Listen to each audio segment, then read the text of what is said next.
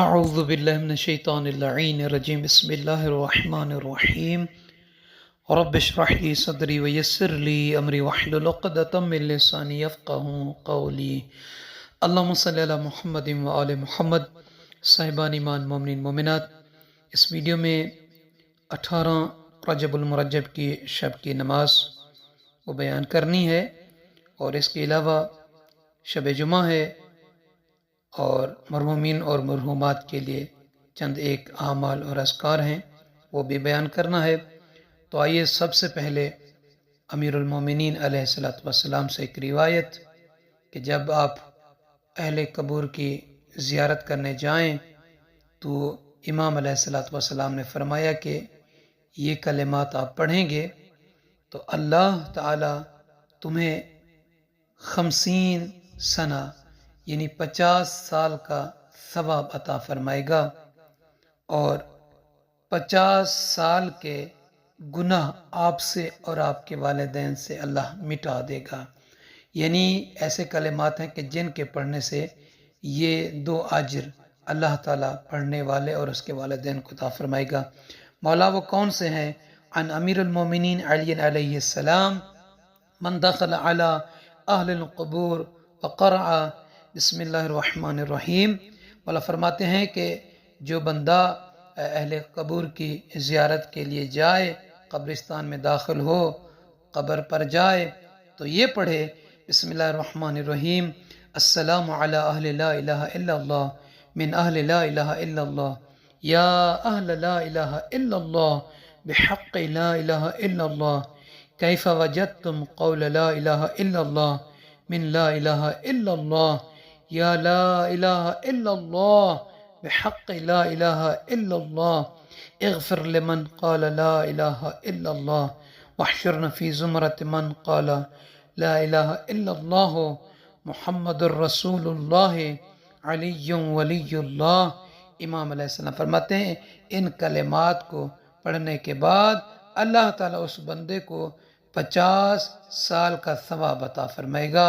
اور اس کے والدین سے خدا 50 سال کے گناہوں کو معاف فرمائے گا۔ تو صاحبان ایمان، یقیناً ہر بندہ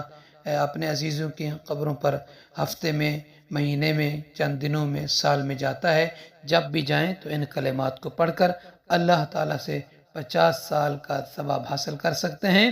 اور اللہ آپ کے اور آپ کے والدین کے 50 سال کے گناہوں کو معاف فرمائے گا۔ اور امام رضا علیہ السلام سے یہ بھی روایت ہے،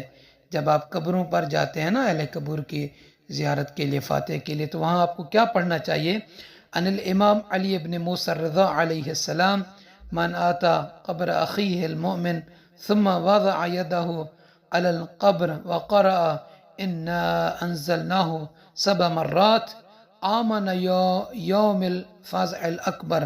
امام علیہ السلام فرماتے ہیں کہ جو بندہ اپنے مومن بھائی کی قبر پر جائے زیارت کے لیے، فاتح کے لیے، پھر اپنے ہاتھ کو اس کی قبر پر رکھ کر 7 مرتبہ انا انزلناہ یعنی سورہ قدر کی تلاوت کرے گا، تو امام علیہ السلام فرماتے ہیں اللہ تعالیٰ اسے قیامت کے دن کے خوف سے، فزع اکبر سے محفوظ رکھے گا، اسے امن اور امان عطا فرمائے گا۔ تو صاحبان ایمان، یقیناً آپ قبور پر جا کر الحمد اور سورہ اخلاص بھی پڑھتے ہیں، سورہ قدر کی تلاوت کر کے ان کی روح کو آپ ہدیہ کر سکتے ہیں۔ اور رسول اللہ صلی اللہ علیہ وآلہ وسلم کا فرمان مبارک ہے، قال رسول اللہ صلی اللہ علیہ وآلہ وسلم من مر علی المقابر وقرأ قل هو اللہ احد 11 مرہ ثم وهب اجرہ للاموات اعطی من الاجر بعدد الاموات، کہ جو بندہ اہل قبور کی زیارت کرنے کے لیے جائے، وہاں سے گزرے اور وہاں پر 11 مرتبہ سورہ توحید یعنی سورہ قل هو اللہ احد کی تلاوت کرے اور ان کی روح کو ہدیہ کرے انہیں، تو اللہ تعالیٰ اس قبرستان میں جتنی مرحومین ہوں گے ان کی تعداد کے برابر اسے اجر عطا فرمائے گا۔ صاحبان ایمان، سرکار امام جعفر صادق علیہ السلام کا لیلۃ الجمعہ یعنی شب جمعہ کے حوالے سے فرمان مبارک ہے کہ شب جمعہ دعا و نماز میں گزارو۔ شب جمعہ میں اللہ تعالیٰ مومنین کی عزت بڑھانے کے لیے ملائکہ یعنی فرشتوں کو آسمان اول پر بھیجتا ہے کہ وہ ان کی نیکیوں میں اضافہ کریں اور ان کے گناہ مٹا ڈالیں۔ اس کی وجہ یہ ہے کہ اللہ تعالی رحیم و کریم ہے اور اس کی عنایتیں اور عطائیں وسیع ہیں۔ تو صاحبان ایمان کو چاہیے کہ شب جمعہ میں اپنا زیادہ سے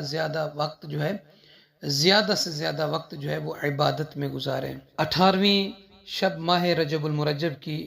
نماز کے حوالے سے روایت میں ملتا ہے کہ یہ جو 18ویں شب ہے اس میں 2 رکعت نماز ہے، مغرب کے بعد سے لے کر اذان صبح تک اس کا وقت ہے۔ نیت کرنے کے کہ 2 رکعت نماز ماہ رجب المرجب کی 18ویں شب کی پڑھتا ہوں یا پڑھتی ہوں قربتاً اللہ۔ تو اس کا طریقہ یہ ہے کہ پہلی رکعت میں اور دوسری رکعت میں الحمد کے بعد سورہ توحید یعنی قل هو اللہ احد کو 1 مرتبہ پڑھنا ہے، اور سورہ فلق اور سورہ ناس ان دونوں سورتوں کو